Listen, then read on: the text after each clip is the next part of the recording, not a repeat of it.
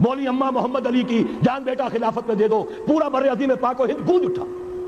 گاندھی کو شریک ہونا پڑا تحریک خلافت میں، کہاں گاندھی کہاں خلافت۔ پھر اور شواہد نوٹ کیجئے، وہ جو کولونیل رول بظاہر ختم ہوا ہے، تمام مسلمان ممالک بظاہر آزاد ہوئے، لیکن کہیں بھی تحریک میں اسلام کا نعرہ نہیں لگا، صرف ایک جگہ، پاکستان کا مطلب کیا، لا الہ الا اللہ، اور اس سے پھر گونج گیا پورا بر عظیم پاک و ہند، راس کماری سے لے کے درا خیبر تک، اور ادھر مکران سے لے کر چٹاگانگ تک، پاکستان کا مطلب کیا، لا الہ الا اللہ، پوری دنیا میں اس کا کوئی نعرہ نہیں لگا۔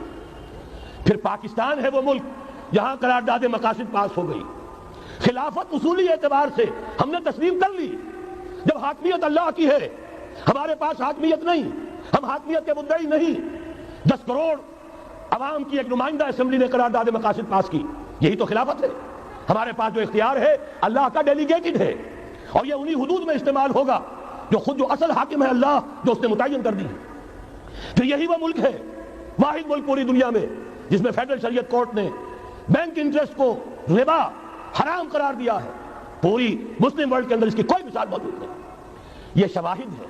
علامہ اقبال جیسا مفکر یہاں پیدا ہوا، مولانا مودودی جیسا مصنف یہاں پیدا ہوا، مولانا الیاس جیسا مبلغ یہاں پیدا ہوا، شیخ الہند جیسا مجدد یہاں پیدا ہوا، پورے عالم اسلام میں اس کی کوئی مثال موجود نہیں۔